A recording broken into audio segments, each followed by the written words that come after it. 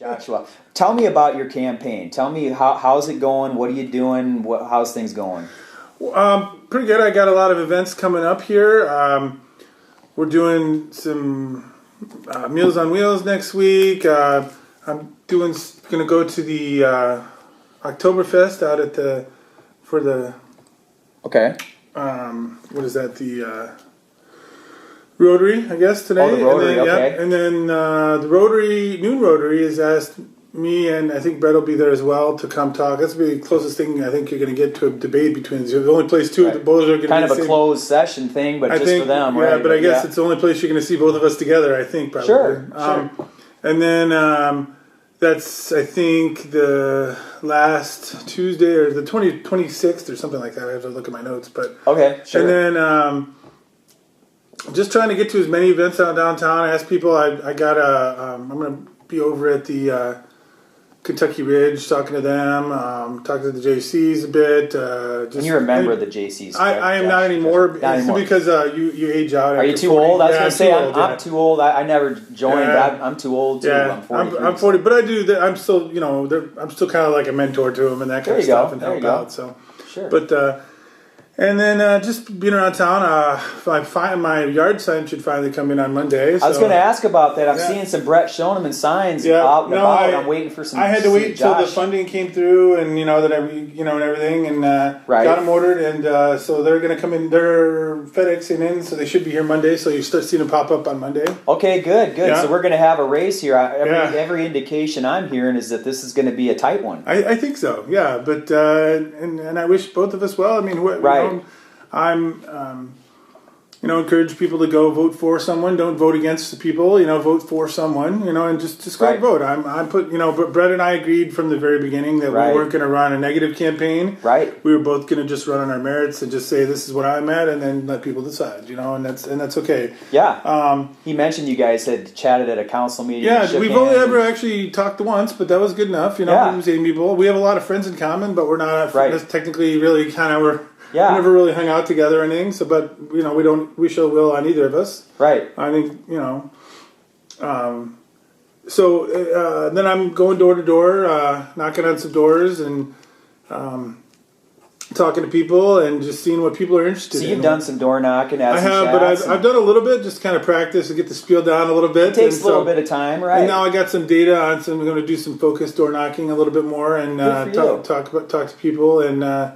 Just, I want to know what people are interested in. What's important to them? You know what I mean? Yeah, let me ask you, Joshua, have you heard from folks when you knock on the doors? Like, what's important? Have you heard anybody bring anything up? I do have to say there is a lot of talk, both positive, negative, and neutral about this. The biggest thing is this downtown revitalization, the downtown thing. It is a huge topic. And so you've heard the range of opinions. I tell you, there is quite a range of emotion. There's people that are just... Emotion. Yeah, I mean, people are just...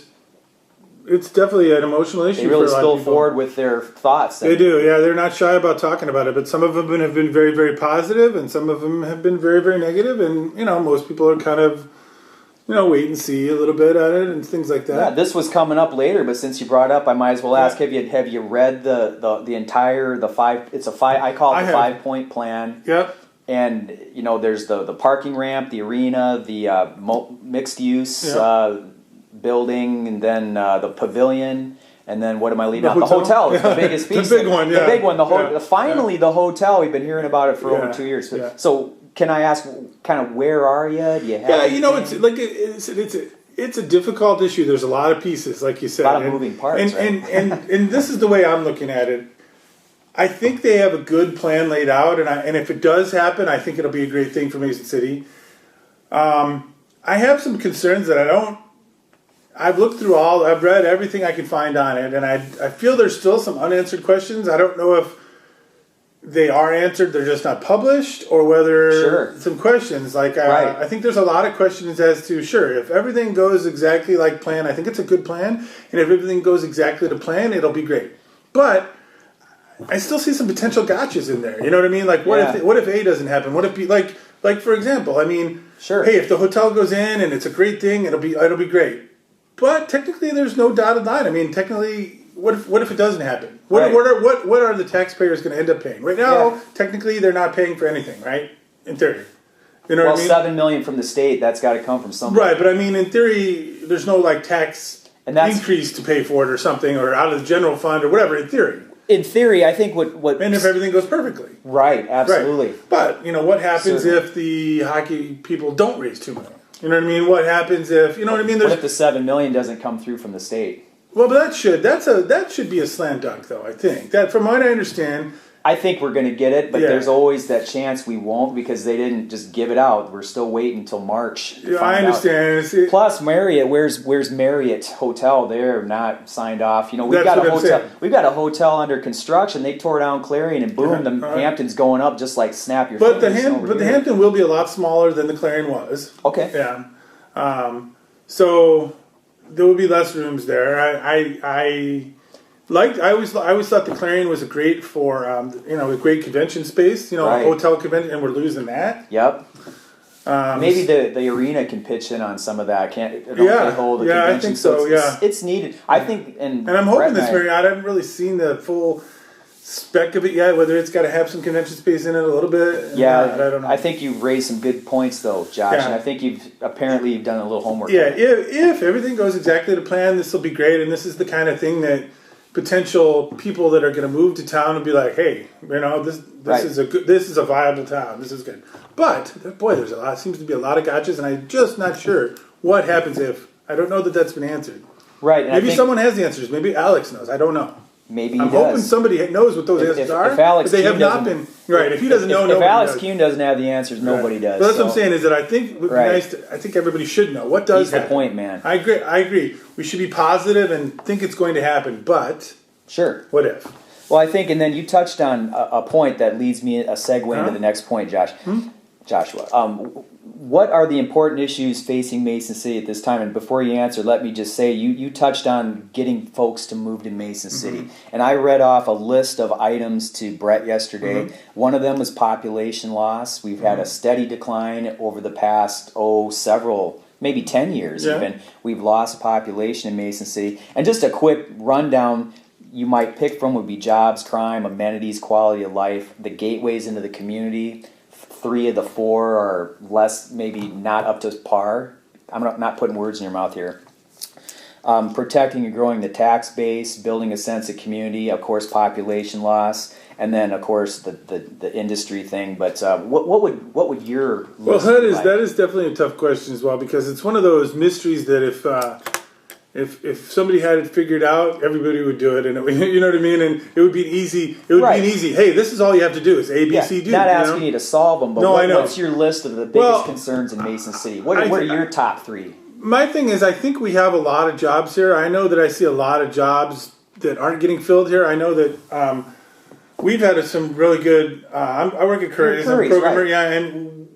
Typically, if we need a tech job like a programmer or an IT guy, it takes us a year to find somebody, and we get.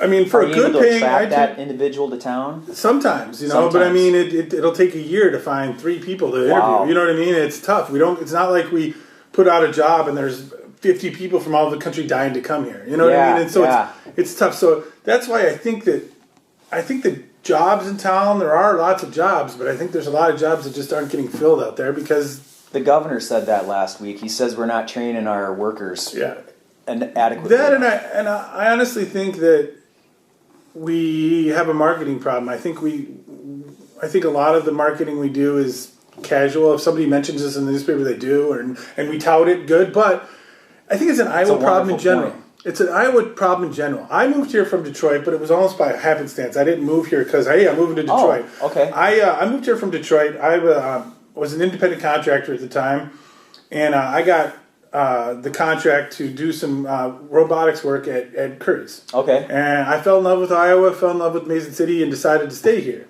Good for you.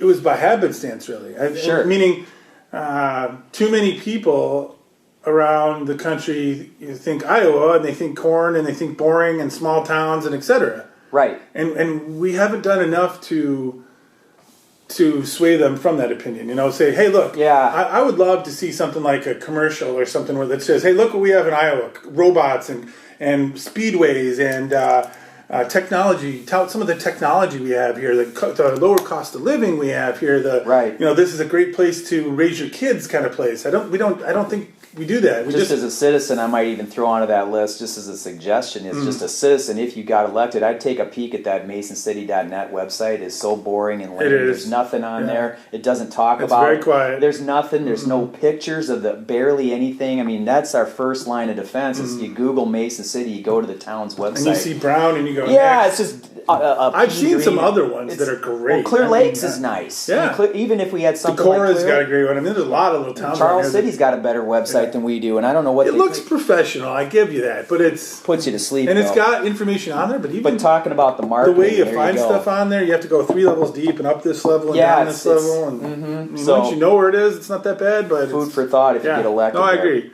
Oh. But no, I think you touched on some things there, and there's no silver bullet answer like you said to some of these. Well, it's tough because sure, we need to bring, if we want to grow, we need to bring some jobs to town, but I would like to see us fill some of the jobs we already have as well. Bring more people to town for the jobs you already have, too. Sure. Now, always could use a bigger tax base and bring some things to town. Like, I love this shovel-ready site we have. I think that's a great thing. What can you describe that one to me, Josh? Joshua, which shovel-ready site? I think it's over here in town. Can't remember exactly. I think we've got a bunch of them, don't we? Yeah, we do. South of 43rd Yeah, but I mean, there's a Street. certification. Me and Brett and I touched on this and actually debated. What is a shovel-ready site? He said A. I kind of said B. And we didn't really agree. What's your definition of a shovel-ready site? I don't think I mean, it really depends. There's definitely, it's not that where there's one definition of it, but there's plenty of places in town what where... I said, is it... Where are you ready to build or not? But I think the easier you make it for a company to move in, where if they it's sort of like selling a house, honestly. So on the marketing side, I think there's a lot the city could do. Now let me turn a little bit here, Joshua. One of the hot topics in the city over the last several years has been our nuisance code. We had a business that fell into that trap. They became a nuisance, and the city warned them. In fact, the council and the mayor and the police department did a work to bring them under control. And there were videos shown of the police. I was there, Yeah, maybe you were even there. I've been to every city council meeting this year except for one. Yeah, I've seen you around. You're going to more than I am. But let me get to a question here for you. Where are you on that nuisance code? Because there's a lot of, and you may hear this on the doorsteps when you're knocking.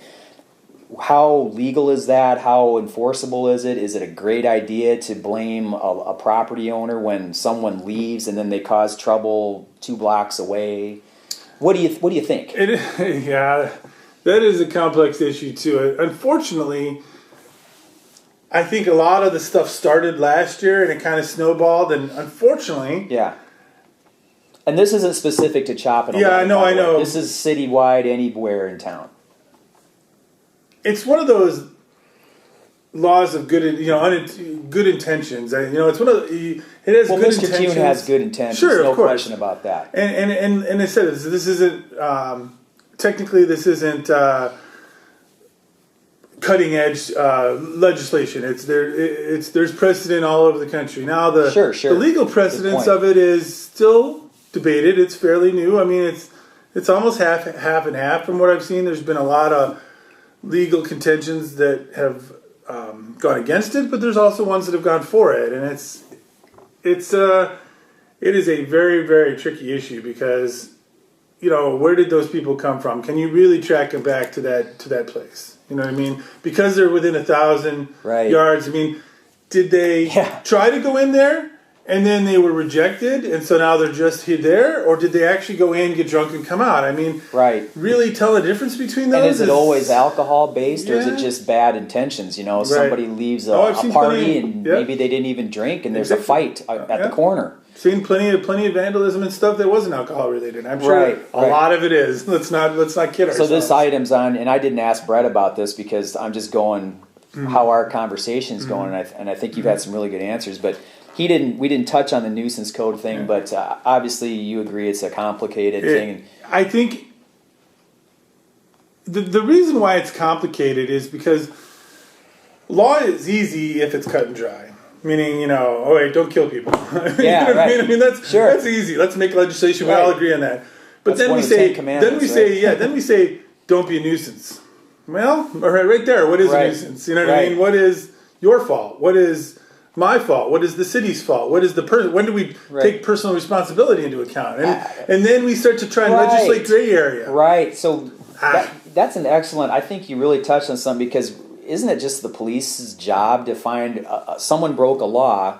Do you blame where they were standing and the people that own the... I think it's just a tough thing to do. Yeah, I think that there certainly are probably some... And there's a lot of large landlords in town that are still biting their fingernails nervous over this thing. When's their turn? You know, when are they going to be next to get in trouble? You know, so... I think there are certain... And that's the thing, is that it's, you know... I have one of my favorite sayings is there's a thing in our society. It's the few ruin it for the many, meaning there's a few businesses where, hey, this would certainly be applicable. They're definitely breed bad behavior, and they lacks alcohol standards, lacks management, etc.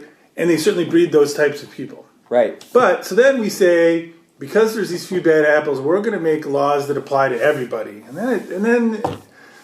That's when it gets tricky. So what you're saying is we need to watch it over time and see how things develop and go from there. Yeah. I think it probably needs some tweaking. I think in its current form it's maybe a little too broad, but how do you narrow it up? Anytime you're drawing a gray line, you're drawing a gray line. Well, it's always going to be gray. We're never going to find a black and white. Yeah, well, when that lawsuit comes down the pike, and it could happen any time where some landlord is sued or fined or put out of business somewhere, that could happen. Let's switch gears. Just a couple more questions.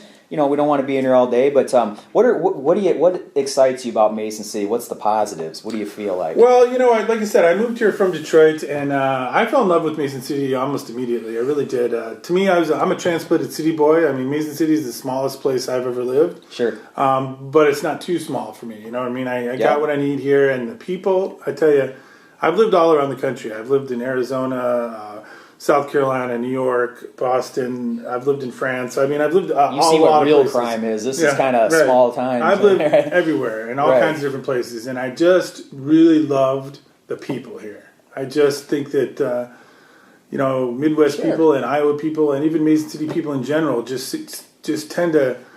They don't have a lot of attitude a lot of times. They just are people looking to make a living, raise a family, and live in a safe place and have fun stuff to do. Right. I mean, I just love that. What kind of when I was living in Detroit, it was like it got to a point. Sure, you had the quote amenities of living in a city, but everything was a fight. When I was in the city, it was like you go finding a parking space was a headache. I remember. Going a mile down the road to go to the grocery store to get a gallon of milk was, an ordeal. You know what I mean? Whereas here, it's like, a yawn. It's just fun. You never know who you're going to run into in the grocery store, and your neighbors, and just run into good conversations. And I just really liked it here. And I love the people here. It's sort of like, my job too. I love my job, but especially one of the things that keeps me happy at work is I work with great people. Right. You know what I mean? And it's just.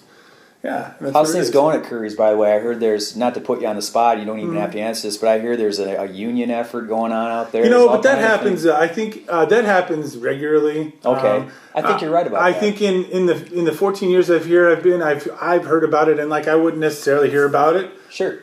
3-4 times, and it's failed every time. I think Curry's does a good job of trying to keep pseudo-union benefits, but yet...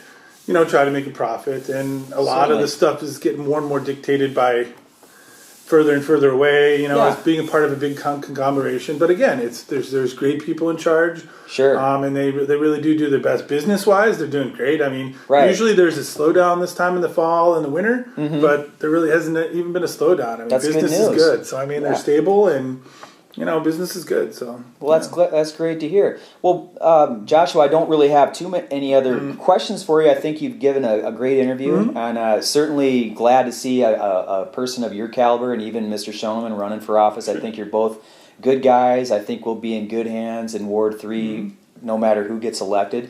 But like I told Brett, best of luck to your campaign. Did you want to add anything else before we let you go? I don't know. A lot of people. You're talking to the voters now. Josh, I think a lot of people have asked me why I decided to run. That's a pretty typical question, I guess. And I just would say that once I got out of the JCs, I'm always an active person. I'm hardly hardly a night I don't have something going on, and I like to keep active. I like to know what's going on in the neighborhood. So, I was very active in the JCs. I was our state president for a while and things like that. And so once I started aging out of that, I looked for something to do. And I've looked at some of the service clubs around, and they're all great, and it's kind of hard to pick one. And unfortunately, that's why I really haven't joined one, is that I've kind of checked them all out. They're all good, and I can't do all of them. And I'm definitely I'm an all or nothing kind of guy. Okay. I don't do anything half-assed, for lack of a better word. Yeah. Meaning it's all right. I write that word too. Yeah. So I decided that, well, I like this town and I want to know more about what's going on in town. And I felt like I'd hear stuff coming up and I want to know more about that. Well, how can I know more? And so I started going to city council meetings. And I found out, this is where you find out what's actually going on around town. Right. And then it was kind of like stepping down the rabbit hole a bit, meaning, okay, I found a little bit more, and I'm like, okay, but what? I need to know a little more, and I kind of hit a wall a little bit there where I couldn't quite get enough details. I research everything, and I'm a very,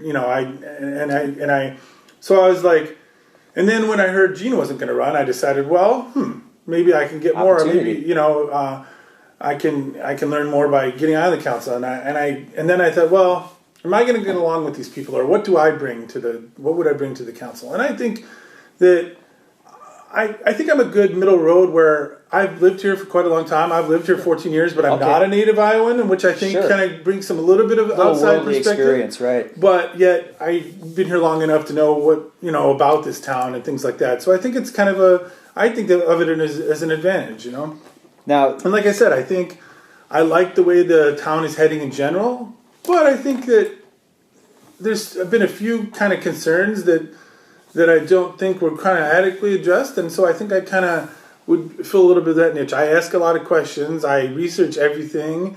I like I said, I didn't decide to run without fully knowing what the time commitment was and whether this is really, really what I wanted to do. Sure. If this wasn't something I wanted to just dive in and spend a lot of time in, I wouldn't have done it at all. You remind me a little bit of Jeff Marsters. He was Curry's man. Maybe you knew Jeff. I know Jeff very well. Sure. He was kind of a studious type like yourself. Right. So I see a little bit of that going on here. And I think kind of like Jeff in a way too, in that I'm not a big talker, meaning I'm not a kind of person who... You've come to the podium in your brief. Yes, I noticed. And I don't talk every time. I don't talk to just hear myself talk. Nope. If I have something to add, it's kind of one of my goals is that if I think I have something to add to the conversation, I will speak. Sure. If I don't, I won't say anything. Let me ask you one more question here, Joshua. Your opponent, Brett Schoeneman, describes himself in a Globe Gazette ad as a strong, independent leader. Mm-hmm. How would Joshua Masson describe himself? I think that I think that not to steal his words, but I already thought this too. I think that I'm certainly an independent voice. Like I said, I'm not a pro whatever you want to call it. I'm let's take everything with a grain of salt. So I think I'm very smart. I think anybody who knows me will tell you that. I research everything, and I have the capability to do that. I know how to research stuff. I'm a problem solver. That's what I do at work, and that's what I've always done in life. I don't throw grenades and make other people solve my problems. I try to suggest solutions along with the problem. If I see something, I will do research, and I will kind of talk to people, and I will talk like I do at Curry's, for example. I do a custom software a lot. So sure, I'll talk to management about what they want, but then my next step is I go talk to the operator and talk about, okay, what is really the issue? What can we do? What can we do to fix this? Very good. And so I like to dig deep into issues. Ask why, deep. Don't accept what one person says. Ask multiple people. And so I guess if I had to summarize, I guess that was a long answer, but I guess I'd say, I'm independent. I'm smart, and I work hard. Right.